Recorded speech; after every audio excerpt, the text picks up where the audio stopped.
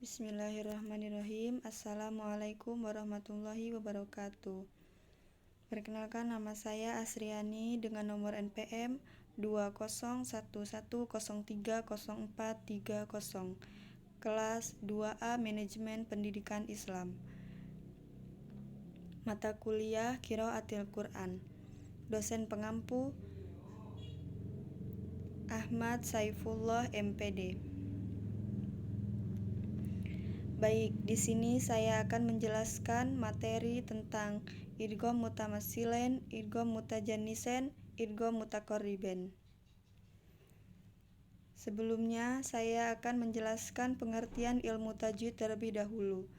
Ilmu tajwid ialah pengetahuan tentang kaidah serta cara-cara membaca Al-Quran dengan sebaik-baiknya. Tujuan ilmu tajwid ialah memelihara bacaan Al-Quran dari kesalahan dan perubahan, serta memelihara lisan mulut dari kesalahan membaca. Materi yang pertama ialah idgham mutamatsilain. Pengertian idgham mutamatsilain adalah idgham yang terjadi apabila bertemunya dua huruf yang sama makhraj dan sifatnya, serta huruf yang pertama sukun. Contohnya, ba sukun bertemu dengan ba, lam sukun bertemu dengan lam, sin sukun bertemu dengan sin. Adapun cara membacanya harus dimasukkan, ditasdidkan huruf kepada huruf yang kedua. Apabila ada huruf zal bertemu dengan zal, apabila ada huruf da bertemu dengan da, apabila ada huruf waw bertemu dengan waw, apabila ada huruf ba bertemu dengan ba, dan apabila ada huruf ta bertemu dengan ta, maka hukum bacanya ialah idgham mutamatsilain. Adapun contoh idgham mutamatsilain yang ada di surah Al-Baqarah ayat 16 yang berbunyi fama rabihat tijaratuhum wa ma kanu muhtadin. Yang kedua ada di surah Al-Maidah ayat 61 yang berbunyi waqad dakhalu, dan yang ketiga ada di surah Al-Anbiya ayat ke-87 yang berbunyi izzahaba. Adapun materi yang kedua ialah idgham mutajannisen. Pengertian idgham mutajannisen adalah idgham yang terjadi pada dua huruf sama makhrajnya tapi beda sifatnya.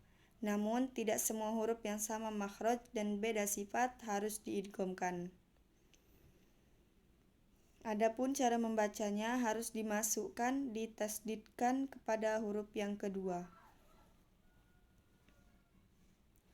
Apabila ada huruf ta bertemu dengan to, apabila ada huruf ta bertemu dengan za, apabila ada huruf za bertemu dengan zo, maka hukum bacanya ialah idgham mutajannisen. Adapun contoh idgham mutajannisen ialah adanya di surah Hud ayat 42 yang berbunyi irkab ma'ana. Yang kedua ada di surah Al-Imran ayat ke-69 yang berbunyi waddat ta'ifatu. Dan yang ketiga ada di surah Al-A'raf ayat 176 yang berbunyi yalhadzalika. Adapun materi yang ketiga ialah idgham mutaqarribain. Pengertian idgham mutaqarribain adalah idgham yang terjadi apabila dua yang berdekatan makhrajnya dan berbeda sifatnya bertemu dan huruf yang pertama sukun. Kaidah di atas tidak berlaku secara umum. Adapun cara membacanya harus dimasukkan, diidghamkan ke dalam huruf yang keduanya itu. Apabila ada huruf yang tersebut, maka hukum bacanya idgham mutaqarribain.